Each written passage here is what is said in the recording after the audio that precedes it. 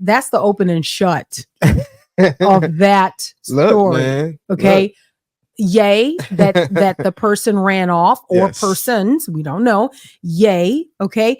But when you say Reggie Bush defeated a burglar, Mhm.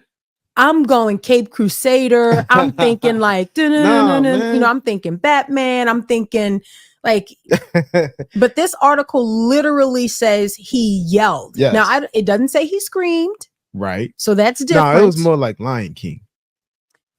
Okay. It was more like a roar, probably. Wow, I feel like that's just because you're a man. Like, so for me, because I feel, get out of here. yeah, I don't know. I'm not buying it, and it's not. That's not as sensational to me. I would not lead. That would not be my headline, Fox News. Okay, so that would not be the headline that I would choose. I would do something more like Reggie Bush, survives attempted break-in. He defeated. Telling you, it was like a lion roar. Thanks for checking out Culture Proof. I'm Miki. And I'm Will. And it's time for the Friday News Haul, where we wrap up the week by looking at some of the stories that we didn't get to. I think it's so important for us to look at earlier in the week. We didn't get to discuss that fair and balanced debate that we had fairly near the beginning of the week, where it was... No? Oh, okay. That must be the joke icebreaker there. 1v3. 1 versus 3. Anyways, all of the countries talking about it. And it's amazing how many people kind of fall on one side or the other based on how they plan to vote. And I think that's crazy. I mean, and I saw a headline should be fair, right? saying that President Trump will not debate her a second time. Like they asked for another debate. Yeah. But see, the thing to me, it's not even worth it. Like I feel like debates used to be worth it back a few years ago, like to really have a debate. But now I think people know what it is. Where they stand, kind of, I think so, because the news cycle is every single second of the day. And so there's always information that's coming out. It's not like there's new. Yeah, it really is. And it could be exhausting as well. So anyway, I don't know. I think he should debate her again. And I think he should debate her under circumstances or conditions that would offer a fair debate. That's just my opinion. That won't happen, though, because most of the media is biased. That's correct. So I'll moderate it. Oh, that would be fun. I would love it. Anyway, we'll talk a little bit more about what we have hauled for you this week. But first, we want to say thank you to BJU Press Homeschool. They are the premier sponsor of the Culture Proof podcast. They make it possible for us to bring content like this to you each and every week. And we are so grateful that not only do they come alongside us in our podcasting and what we do over here on YouTube, but they also help us. They come alongside us as we educate and train our kids. I was just today doing science work with Sam Witt, and Sam Witt is in 2nd grade, and we're talking about worldview. We kick off our science lesson, our science section, talking about worldview and how there are only 2 worldviews, right? And everybody has one. Everybody has one. You either have a God-centered worldview where you believe that the Bible is true, that it's God's authoritative word, or you have man's word. And that's where the war exists. And so can you imagine that a 2nd grader is getting that kind of foundational information in science? Well, check them out. BJUPressHomeschool.com. That's BJUPressHomeschool.com. Let them know that the Addisons sent you. All right, let's just dive right into what we have hauled today for our listeners and our viewers over on YouTube. This story grabbed your attention. Former football star Reggie Bush probably grabbed your attention because it's your cousin. That's not my cousin. Reggie Bush? Yeah. I thought he was a distant relative. No, who am I thinking of? Ricky Williams. Sorry. Oh, man. Oh, goodness. Well, here's the thing. You can always edit that out if you want, or you can just keep it in. It's Friday. It doesn't matter to me. All right. The whole time I'm reading this story, I'm like, oh, man, this is Will's cousin. Twice removed, put down the 1 and carry the 2. No. All right. So it's Ricky Williams is in your family. Reggie Bush is different. He was a saint. Well, played for the New Orleans Saints. Yeah. Oh, man. And it's Friday. So we're just trying to wrap it all up here. Boy. Let me start again. Right? You sent me this story. Yes. Probably because he was formerly a New Orleans Saint. Yes. Ricky Williams too. But one of the 2 is actually a family member of yours. Like truly. Like family member. Okay, but it's not Reggie Bush. So I'm sorry about that. Reggie Bush was in a home invasion type situation. Now, this is crazy to me because this headline says that football star. Now, I want to be careful because I don't want to joke about someone in a home invasion situation. Okay. But the headline says that Reggie Bush defeats burglar during home invasion. So let me just say, when I read the story, I go into it expecting something totally different from what I found. Now, I'm not saying what a person should do in a situation like this or what makes a person brave. But what I am saying is this. When I read the headline, okay, that former football star Reggie Bush defeats burglar during home invasion, I go through because I'm expecting to see some things that like, whoa, right? Yeah. There's some presuppositions there, and that's probably my fault. Okay. But then I didn't find what I was looking for in the story. So should I read it and then let you respond, or do you? Okay. All right, here we go. Former Heisman Trophy winner Reggie Bush stopped a burglar from invading his mansion. Man, I was what did Reg do? Come on, Reggie, what did you do? So anyway, in Encino, California on Tuesday, this is according to the Los Angeles Police Department, and they confirmed it to TMZ. They're everywhere you want to be. Okay. Bush lives in a gated property in the San Fernando Valley region of Los Angeles that was worth $5.65 million in 2019. That's according to Variety. I don't know why that's important to the story. Maybe it's super important. Well, yeah, because it goes to cause. All right, here we go. They're not going to break into his trailer. So here we go. The home reportedly had an alarm system and surveillance cameras in addition to its gate. The incident occurred around 11 p.m. on Tuesday night. Bush was at home at the time, and here's what happened. He yelled, which apparently scared the suspect off. Okay. At least one suspect fled by jumping out of one of the windows of the house. Wow. And police officers found shards of broken glass on the ground behind the house when they arrived. That's according to multiple reports. That's the open and shut of that story. Look, okay. Look. Yay, that the person ran off, or persons, we don't know. Yay. Okay.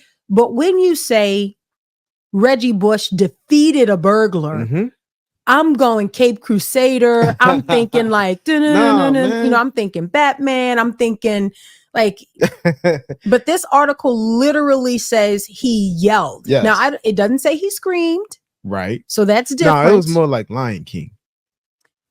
Okay. It was more like a roar, probably. Wow, I feel like that's just because you're a man. Like, so for me, because I feel, get out of here. yeah, I don't know. I'm not buying it, and that's not as sensational to me. You know, I would not lead. That would not be my headline, Fox News. Okay, so that would not be the headline that I would choose. I would do something more like Reggie Bush. Survives attempted break-in. No, he defeated. Telling you, it was like a lion roar. It wasn't just. Don't know. I don't know if it was a yell like. I'll tell you what I feel like. I don't think it was a yell like that. I don't, and I and I don't think it was a scream because TMZ would have told us. TMZ does not care, right. And so they would have told us. So I really do, honestly, just to be fair, I feel like it was more something like he heard something. Okay. Having spent some time in New Orleans, he knew, probably wasn't pizza delivery. Okay. Because that sounds different. But I think what happened is that it was probably more something like, hey. That's what it seems like to me. I don't know if that would be defeating the burglar. I mean, the burglar. What I mean? No, but you got to think. So the burglar, though, like, ran and jumped through. Like, it couldn't have just been hey. No, that's a roar. Like, I don't know, babe. That's a stretch. That really is a stretch. I feel like it's more like a Scooby-Doo kind of capture. It's like how they just kind of happen upon it. And then at the end they end up and it's like, and I wouldn't have gotten away with it if it wasn't for that. those kids and their dogs. I don't know.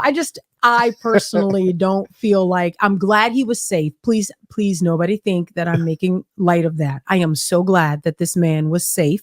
And I'm glad that the attempted burglary was not carried out and that there was, that it didn't turn violent. I really am glad about that. And so I want to make sure to put that in the basket prominently so that people don't come from me in the comments, although I don't care. But I do want to say that Fox News saying that he defeated a burglar, I think is misleading. Yeah, but I think it had to be, a pretty good yell. Like it couldn't have been. Well, what would it have been like for you? I'm just like, so there you are in your $5 million mansion. Yeah. And you hear maybe some glass breaking and maybe you hear the pitter patter of big feet in your house. Like, what are you? Well, now I don't want to ask what you're doing. Maybe. Right. Okay. No. Second Amendment. I do. Right. Because he was in California. Yeah. So maybe all he had was a yell. But, maybe not. But I will say, I'd be curious to know what you thought the yell sounded like. Well, I'm just going by the reaction of the burglar. Like, if you're really a burglar, you that yell must have been pretty. Well, unless you thought no one was home. Exactly. That's what you beat me to it. Yeah. That's what I thought. Yeah. That's what I think. If you go into a situation where you go, oh, this is going to be an easy smash and grab. These people are probably not home. And when you are a burglar like that, breaking into gated communities, you feel entitled to what you're about to grab. Yeah. So you really are not there to like die. You're not. You're there to like, what can you get really quickly and get out? And I think him hearing that, oh, the owners are there, I think that was enough to scare him off. I don't know. In my mind, I'll say this before, unless you have something else you want to say. Okay. In my mind, I hope that he's yelling as he's maybe approaching to defend his domain. I hope it's not like, yelling from a closet, like in his bedroom, I don't know. Who am I to judge? He probably had cameras and stuff at his home. So, if we really wanted to know, I'm sure he wouldn't release that. But anyway. Well, maybe TMZ seems to get the most incredible footage that you can imagine. There so anyway, my whole point in that is not so much to harp on, what he should have done. It really is that the headline is misleading. Yeah. Yeah. In my opinion. No, I would agree, And defeated sounded pretty. It sounded like there was heroic. Some fisticuffs. Yeah. Anyway. Yeah. But I thought it was your cousin. Whatever he did, right. Whatever he did worked. So maybe that yell defeated, And that's a good thing. That's a good thing. All right. And so also this week, News Hall. Can I make a prediction here before I talk about this story? I want to make a prediction because I see something happening that I think is going to continue to grow. I anticipate 2024 as we round out the year and go into 2025 that it is going to be the year of the cat, that the cat is going to enjoy a resurgence. Like there is going to be sort of the adoption of cats all across this country. I believe that they are going to be adopted as symbols of rebellion. I believe more and more women are going to be adopting these cats as a show of solidarity with Taylor Swift. So just watch on that. I really do believe it. And I know it sounds really silly, but we live in such a fickle society that I believe a lot of people are going to, because we are such a herd in this country. Like we just look out to see who's doing something. And if we like them even just a little bit, we're like, oh, well, maybe that's what I should be doing. Right. And so now that Taylor Swift has leaned into her childless cat lady phase or era, yeah, I think a lot more people are going to be leaning in, and some of the evidence may be the result of what she did for voter registration after the debate this week. This is the story from CBS News. Taylor Swift drove 405,999 voters to vote.gov in 24 hours after Kamala Harris endorsement. All right, Taylor Swift's post endorsing Vice President Kamala Harris for the White House on Tuesday drove 405,999 users to visit the site, as I said, vote.gov over the course of the following day. And according to CBS, this is a sign of the potential effect that her decision to speak out could have on November's election. Just in case you didn't happen to see her Instagram post, here it is. This was the picture of Taylor Swift as the childless cat lady. She obviously is taking a dig at JD Vance and his previous comments. And I think that that's going to become almost a rallying call or a rallying cry for liberal women.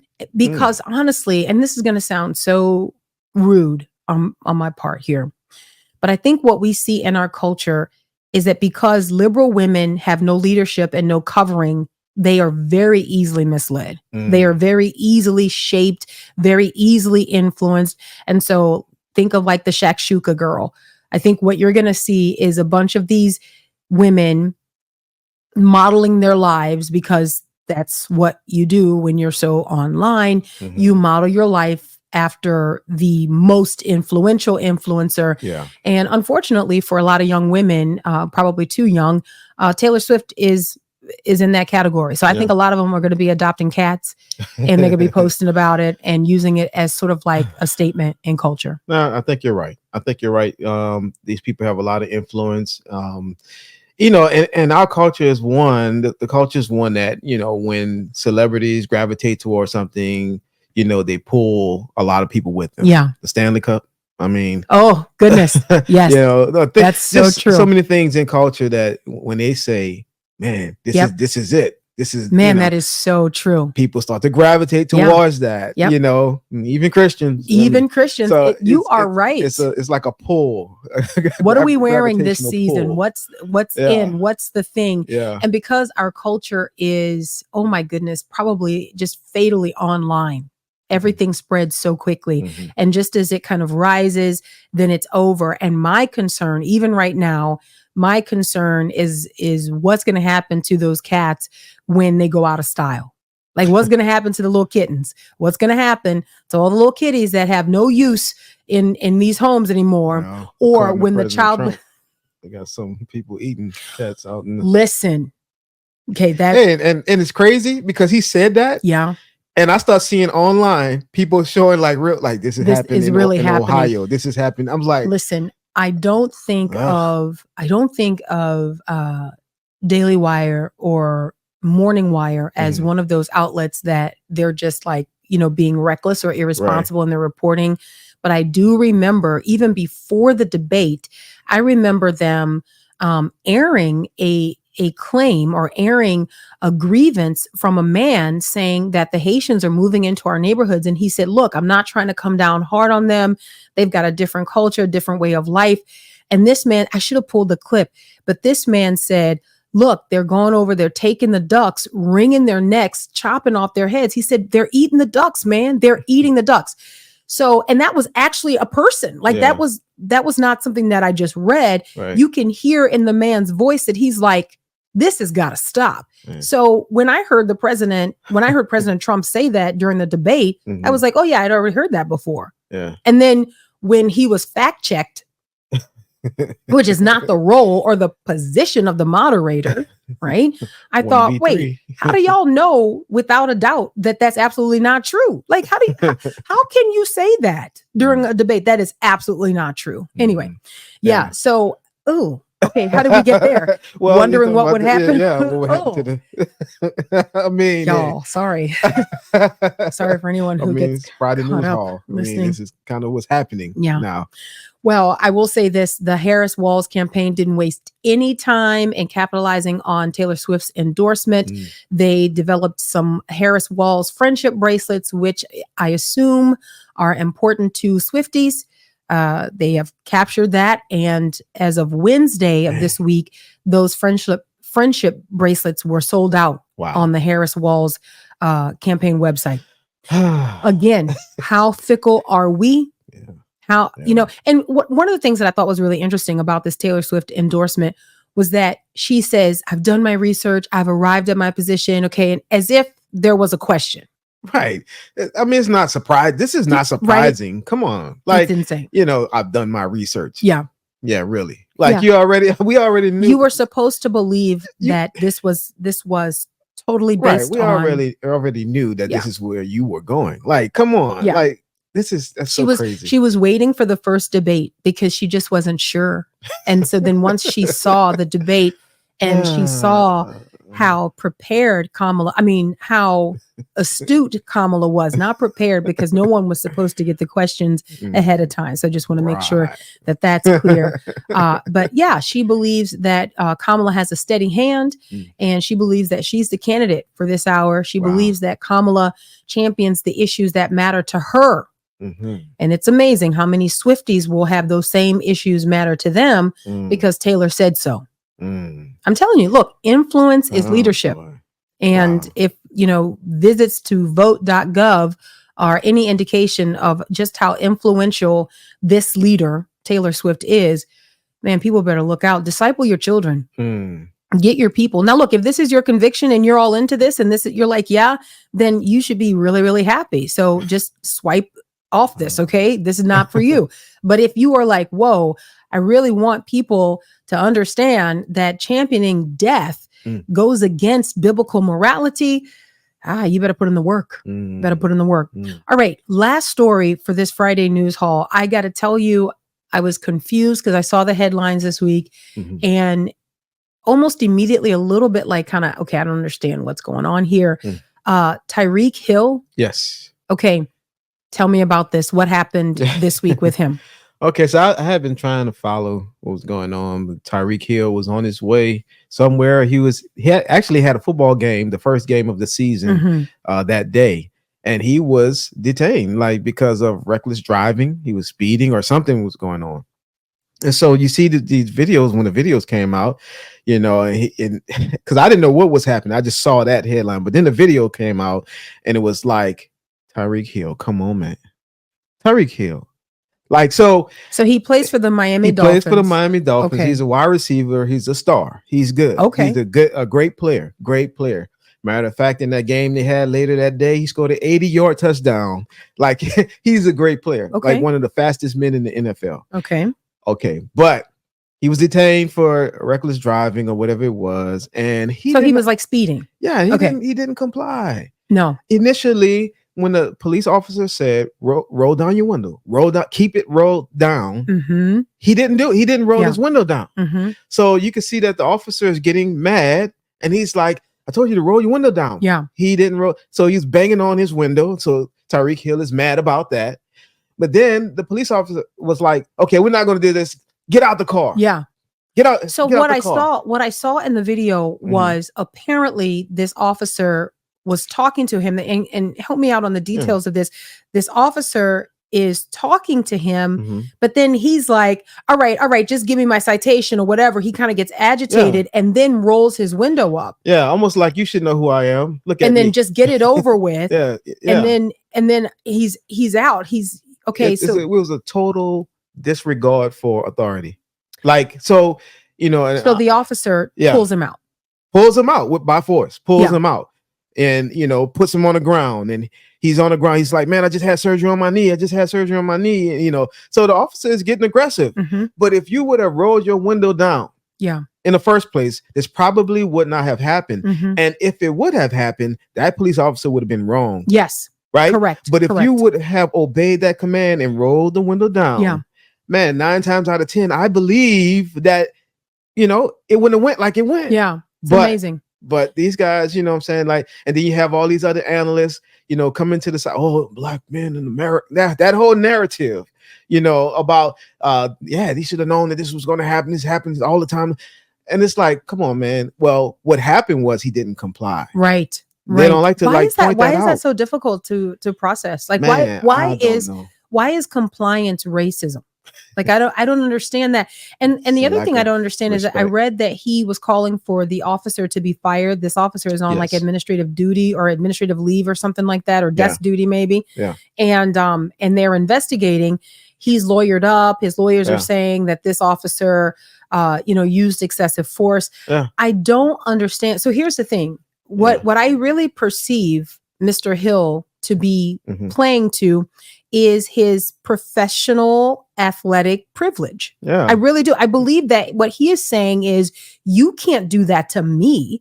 I am a football star. And it's amazing to me that we're having conversations about privilege in this country, but that's exactly what he is claiming. He's claiming that he has a certain amount of privilege, that he should not have to roll his window down. He should not have to comply with the law enforcement officers. And then the officer should be fired for doing his job. Right. We are creating a society and creating a culture of lawlessness. If this police officer is fired, okay, again, this becomes another one of those things that sends a message that the criminal is in charge, that the law enforcement officer is not protected. The law enforcement officer cannot do his or her job. Right. And I think that's sad. I really think that's sad. It is sad that he should have complied. And to me, it sounded like the officer was Hispanic. It sounded like it was like, you know, the narrative that's normal, the white. Which is why I think they can't lean in full force. I think they would really like to lean in full force. He has some intersectionality points. He's got some points in this as well. So this is not exactly white not cop, as much as Tyreek Hill, but black civilian. Yeah, you know, he is a police officer. Yeah, but I will say this though. Also, Tyreek Hill loses a little bit of his intersectionality points because of his privilege. You've got more money, presumably, than this police officer. Well, so it puts you in a different socioeconomic. But it's like LeBron class. James. He feels the same way. You know, like, man. You know? Although I will say this, I think LeBron would have rolled the window down. I hope so. I think he would have. I think he's got more of a level head than what we saw in this man. I hope so. Now, I think he would defend him, but I think he would have rolled the window down. Anyway, that's the way our culture is going. Another thing that we've got to resist. No, I'm saying, even the crazy part about it, some of these analysts that's kind of like being critical about the police officer, they even said, like Shannon Sharpe said, that he would have had his stuff ready, you know, because he knows how this goes. He would have rolled his window down. But he still went in lighting up the officer, you know, even knowing that, man, roll your window down. I think Stephen A probably was one that was like, yeah, Tyreek Hill should have done. Oh, really? This. Yeah. That was the level head. Yeah. And probably Jason Whitlock. I didn't hear what he had to say, but usually, normally he's like, he's going to fall down on the strict observance of the law. Like, just comply, do what's right. And I'm going to say this, even without the talking heads, I feel like what we as Christians should be doing is asking the question, okay, so what would glorify God? What would honor God in the way we carry ourselves? You know, doing everything that we can to maintain peace. I'm not saying at all that this person is a Christian, but I'm going to filter my commentary through a biblical lens. Well, you know, Jonathan Isaac even came out and said that this should be a lesson of how not to do things. Like, oh, good. You know, so thanks, Jonathan. And he's a Christian, and he's like, man, just basically comply. Yeah, just comply. That's it. Roll the window down. Roll the window down. Roll the window down, and this will be over. You get on to the game. Yeah. All right. When we resist those cultural trends that rival the truth, we remain culture proof. Until next time, Lord willing. God bless.